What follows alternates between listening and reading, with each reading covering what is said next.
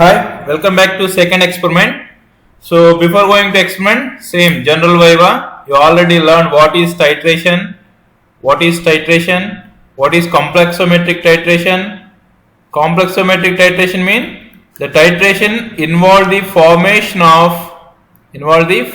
of complexes at end of the titration. At end of the titration, you will get a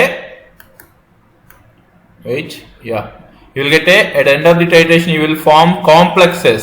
So in this titration we are going to form a complex between metal ion and EDTA. So we are forming metal ion EDTA complex during the titration. That's why this titration is called complexometric titration. Previously we did the titration between acid and base. Here acid and base are involving in that one, but here metal and EDTA involving, but at the end of the titration metal EDTA forms a stable complex. That's why it is a complexometric titration.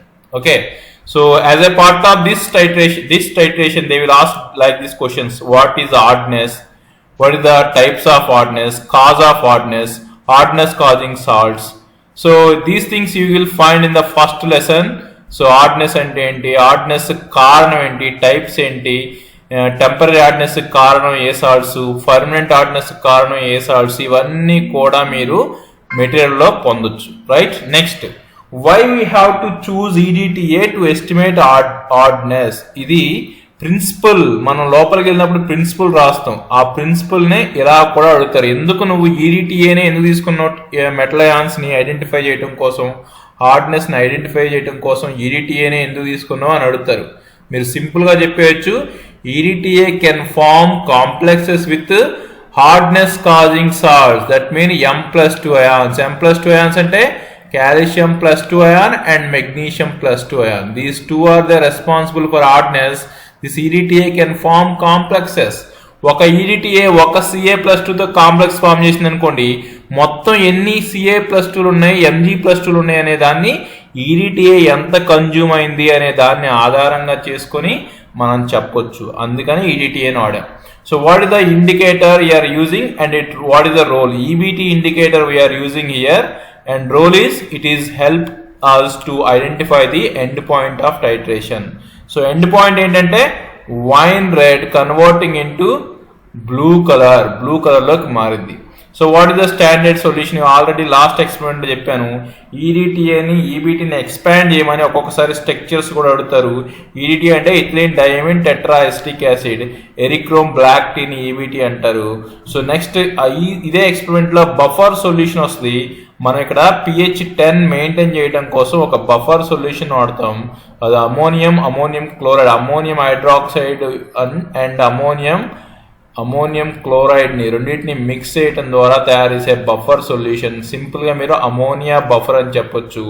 ఈ buffer ఏం చేసిందంటే through out titration, so conical ప్రాసెస్లో మీరు ఏమి add చేసినా ఈ conical ప్రాసెస్లో ఉన్న సొల్యూషన్ యొక్క pH అనేది 10కి తగ్గకుండా పెరగకుండా కాన్స్టెంట్గా మెయింటైన్ చేయడం కోసం బఫర్ సొల్యూషన్ వాడతారు.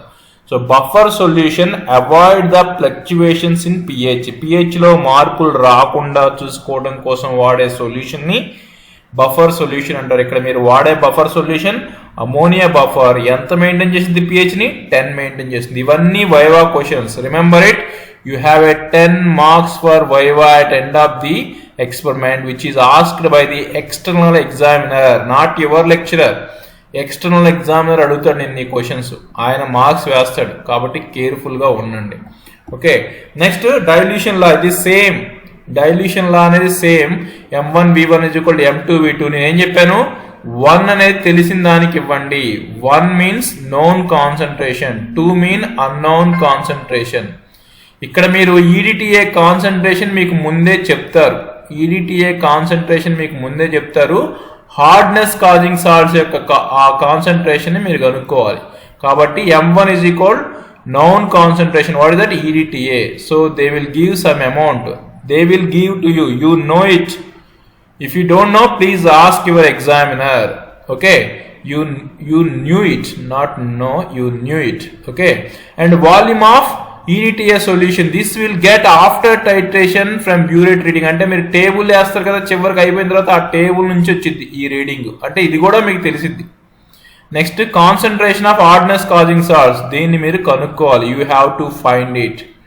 అండ్ వాల్యూమ్ V2 అంటే సో హార్డ్ వాటర్ని 20 ml పిప్పేట్ అవుట్ తీసుకుంటారు, ఇది మీరు తెలుసు. సో ఓన్లీ మీకు తెలియదు ఇది ఒక్కటే, ఇది ముందే తెలుసు, ఇది కూడా తెలుసు. ఇదేమో టైట్రేషన్ అయిపోయిన తర్వాత టేబుల్ నుంచి మీరు తీసుకుంటారు బ్యూరెట్ రీడింగ్ని, ఈ వాల్యూని కనుక్కుంటారు. M2 మీకు తెలియదు, M2ని మీరు కనుక్కుంటారు. M2 is equal molarity of hardness. But హార్డ్నెస్ని ఎప్పుడు కూడా CaCO3 ఈక్వివాలెంట్స్లో చెప్పాలి, అలాగే ppmsలో చెప్పాలి. సో CaCO3 ఈక్వివాలెంట్స్లో చెప్పడం కోసం ఇంటూ 100 చేస్తారు, ppmలో చెప్పడం కోసం ఇంటూ 1000 చేస్తారు. ఇది చివరికి యూనిట్స్ వచ్చేసి హార్డ్నెస్కి ppm. Okay, so now you will start the experiment. Okay, చూడండి ఎక్స్పెరిమెంట్ టైటిల్ ఏంటి? Estimate the total hardness. Total hardness mean you are going to determine the temporary plus permanent, both temporary plus permanent. Total hardness mean temporary hardness plus permanent hardness, both are called total hardness, by using standardized EDTA. Standardized EDTA, that means it is not a standard one. Actually EDTA is not a standard one. First we have to do the standardization, but in this experiment for your syllabus no need to do standardized. They will already standardized it, that's why I mentioned here it's already standardized.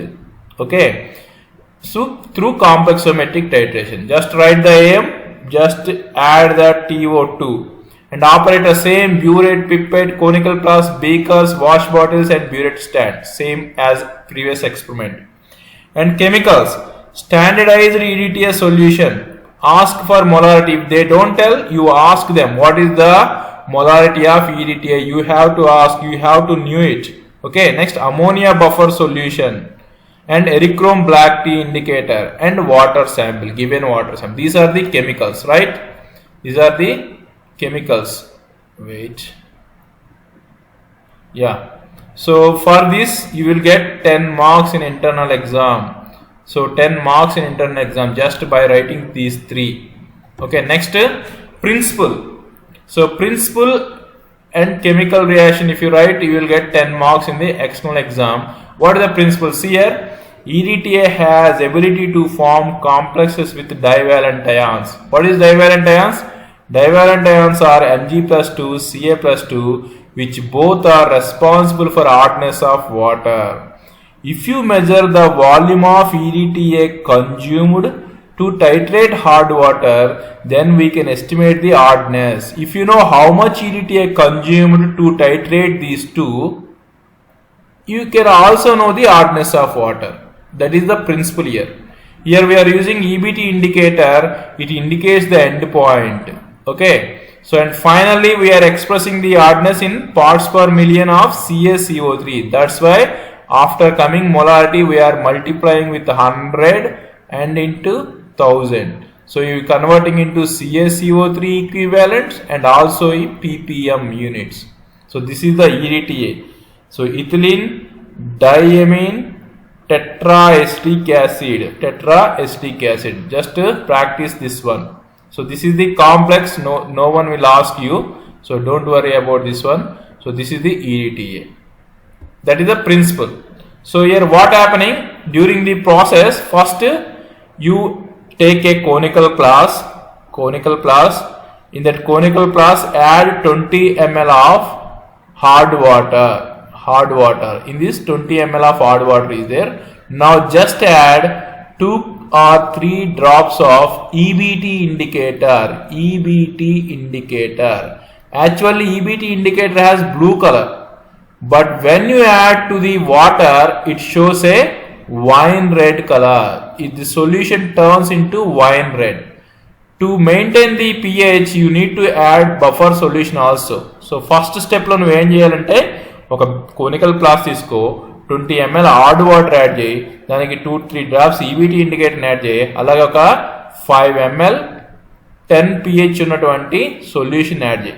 ఇప్పుడు ఇది blue కలర్లో ఉంది, wine red కలర్లో ఉంది. ఇది first step. Okay, so దానికి నువ్వు conical flask solution తయారు చేసేసావు. సో దానికి బ్యూరెట్లోంచి యాడ్ చేయాలి. బ్యూరెట్లో ఏం తీసుకోవాలి, ఈడిటిఏ తీసుకోండి, 0 వరకు ఈడిటిఏ తీసుకోండి. సో ఇప్పుడు ఈడిటిఏని స్లోగా యాడ్ చేస్తా ఉంటే ఏం చేసిందంటే ఫ్రీగా ఉన్న మెటల్ అయాన్స్తో ఇంటరాక్ట్ అయిపోయిన తర్వాత ఈబీటీతో కూడా ఇంటరాక్ట్ అయ్యి ఈ ఈబీటీ బాండ్ని బ్రేక్ చేసి ఈ ఈడిటిఏ మెటల్ అయాన్ని లాగేసుకుంటుంది. ఈ ఈబీటీ బయటకు వచ్చేసింది. సో చూడండి, మెటల్ ఈడిటిఏ ఫామ్ అయింది, అలాగే ఈబీటీ బయటకు వచ్చింది. ఈ మెటల్ ఈబీటీకి ఏ కలర్ ఉండదు, కానీ ఈబీటీకి బ్లూ కలర్ ఉండటం వల్ల నీ సొల్యూషన్ మొత్తం బ్లూగా మారింది. బ్లూగా మారింది అంటే అర్థమైంది, వైన్ రెడ్ నుంచి బ్లూగా మారింది అంటే అర్థమైందంటే టోటల్ ఎండ్ పాయింట్ వచ్చేసింది, టైట్రేషన్ కంప్లీట్ అయింది. ఆ రీడింగ్ ఎంతో చూసుకొని సేమ్ యాజ్ ఇస్ గా టేబుల్లో మెన్షన్ చేశాయి. ఇవి రాసినందుకు 10 మార్క్స్. సో ప్రొసీజర్ ఆల్రెడీ నేను ఎక్స్ప్లెయిన్ చేశాను. ఏంటది, rinse and fill the burette with standardized EDTA. బ్యూరెట్ని ఈడిటిఏతో ఫిల్ చేయండి. మీరు గుర్తుపెట్టుకోవాల్సిందల్లా బ్యూరెట్లోకి ఏ సొల్యూషన్ తీసుకుంటున్నాం, కోనికల్ ప్లాస్లోకి ఏ సొల్యూషన్ తీసుకుంటున్నాం. ఇది చాలా ఇంపార్టెంట్. రివర్స్ తీసుకున్నారనుకోండి ప్రాబ్లం అయింది. Okay, next pipette out 20 ml of water sample. Hard water శాంపిల్ని క్లీన్ కోనికల్ ప్లాస్లో తీసుకున్నారు. Next add 5 ml of ammonia buffer solution and 1 or 2 drops of eriochrome black T indicator to the solution become wine red. ఎక్కడ add చేయాలి, conical ప్లాస్కి add చేయాలి ఇదంతా. అప్పుడు conical flask wine రెడ్లోకి మారింది. టైట్రేట్ అగైనెస్ట్ ఈడిటిఏ అంటే బ్యూరెట్లో ఉన్నటువంటి ఈడిటిఏని యాడ్ చేయండి స్లోగా. Colour changes to blue, wine red colour నుంచి బ్లూ కలర్ మారే వరకు చేయండి. నౌ ఈడిటిఏ అంటే తెలిసింది కాబట్టి V1 వాల్యూ ఇప్పుడు మీకు టేబుల్లో వచ్చేసింది. Okay, repeat the titration for concurrent readings 3 times చేయండి. సో చూడండి, టేబుల్ చూడండి. So table first time, second time, third time. First time hard water ఎంత తీసుకున్నారు, కోనికల్ ప్లాస్లోకి 20 ml తీసుకున్నారు. సో బ్యూరెట్ 0తో ఫిల్ చేశారు, ఈడిటిఏని యాడ్ చేశారు, వైన్ రెడ్ బ్లూ అయిన దాకా యాడ్ చేశారు. ఫర్ ఎగ్జాంపుల్ 19 ml యాడ్ చేశారు అనుకోండి. సో ఎంత యాడ్ చేసినట్టు మొత్తం 19 - 0 దట్ ఈస్ ఈక్వల్ 19 ml ఈడిటిఏని యాడ్ చేశారు. అది V1. కానీ ఒక్క రీడింగ్తో ఆగిపోకూడదు, 3 సార్లు చేయాలి. మళ్ళీ పడేసి మళ్ళీ ఫ్రెష్గా స్టార్ట్ చేయండి. 20 ml హార్డ్ వాటర్ తీసుకోండి, దానికి 2-3 drops ఈబీటీ ఇండికేటర్ని యాడ్ చేయండి, దానికి 5 ml అమోనియా బఫర్ని యాడ్ చేయండి. ఇప్పుడు దీన్ని 19 నుంచి స్టార్ట్ చేస్తున్నారు, మళ్ళీ ఈడిటిఏ యాడ్ చేస్తున్నారు. ఫర్ ఎగ్జాంపుల్ 38.1 దగ్గర మీకు వైన్ రెడ్ బ్లూ కలర్ మారింది అనుకోండి. అప్పుడు ఎంత అవుతుంది, 38.1 - 19 దట్ ఈస్ ఈక్వల్ 19.1 ml వచ్చింది. సో ఈసారి మళ్ళీ 20 ml, మళ్ళీ సేమ్ ప్రాసెస్ కోనికల్ ప్లాస్ సొల్యూషన్కి. ఈసారి 0 నుంచి స్టార్ట్ చేయాలి, ఎందుకంటే సరిపోదు కాబట్టి 0 నుంచి స్టార్ట్ చేయాలి. ఈసారి 19.2 వచ్చింది మీకు. సో 19.2 - 0 ఈజ్ ఈక్వల్ 19.2 వచ్చింది. సో ఈ మూడిట్లో ఏదో ఒక వాల్యూ తీసుకోండి, 3 వేరువేరుగా ఉన్నాయి కాబట్టి 19.1 తీసుకోండి, మీడియంగా ఉంది. So that is the volume of ఈడిటిఏకి 1 ఇచ్చారు. ఓకే, ఈడిటిఏ యొక్క మొలారిటీ మీకు తెలుసు, వాళ్ళు ఇస్తారు, ఇవ్వకపోతే అడగండి. ఇది తెలిసింది, V1 కూడా తెలిసింది, V2 కూడా తెలిసింది 20 ml. ఇంకా తెలియాల్సింది ఏంటిది, M2 ఒక్కటే తెలియదు. ఆ M2ని ఈజీగా మీరు ఫైండ్ అవుట్ చేయొచ్చు. సో మొలారిటీ తెలుసు, you ask it. And volume of EDTA consumed year 19.1, 20 కాదు.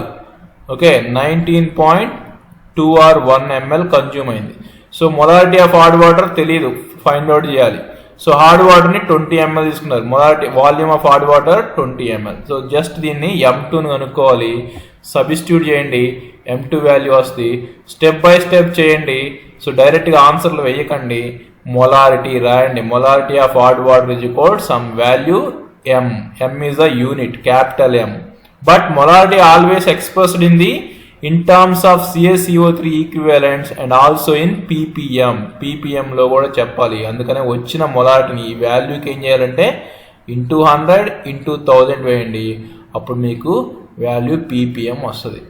మీరు మీ ల్యాబ్లో వాటర్ అనుకోండి, ట్యాప్ వాటర్ అనుకోండి, అది దాదాపుగా 100 నుంచి 200 వరకు ఉంటుంది. మీరు తాగే వాటర్ వేసారనుకోండి 50 నుంచి 100 వరకు ఉంటుంది. అదే డిస్టిల్డ్ వాటర్ వేస్తే బిలో 50 ఉంటుంది. ఒకవేళ మీకు 1000 వచ్చింది అనుకోండి ఆన్సర్, మీరు ఎక్కడో తప్పు చేశారని అర్థం. ఒకవేళ మీకు 10 వచ్చింది అనుకోండి ఆన్సర్, మీరు ట్యాప్ వాటర్లో చేస్తున్నారు, 10 వచ్చింది ఆన్సర్, తప్పు చేశారని అర్థం. సో జనరల్గా మనం తాగే వాటర్కి 100 నుంచి 300 ppm ఉంటుంది. అదే ట్యాప్ వాటర్కి అయితే 200 నుంచి 500 ppm దాకా ఉండొచ్చు. ఓకే, అది గుర్తుపెట్టుకోండి. సో ఇవన్నీ, ఇది second experiment. This is the second experiment. So common viva questions ఏంటంటే హార్డ్నెస్ అంటే ఏంటి, టెంపరీ హార్డ్నెస్ అంటే ఏంటి, పర్మనెంట్ హార్డ్నెస్ అంటే ఏంటి, టెంపరీ హార్డ్నెస్ ఎందువలన వస్తుంది, పర్మనెంట్ హార్డ్నెస్ ఎందువలన వస్తుంది, హార్డ్నెస్కి యూనిట్స్ ఏంటి, పీపీఎం కాకుండా ఇంకా ఉన్నాయి, milligram per litre, Clark degree, French degree అని ఇంకా వేరే యూనిట్స్ ఉన్నాయి. హార్డ్నెస్ వలన జరిగే నష్టాలు ఏంటి, హార్డ్ వాటర్ని ఎందుకు తీసుకోకూడదు, డిసడ్వాంటేజ్ ఆఫ్ హార్డ్ వాటర్.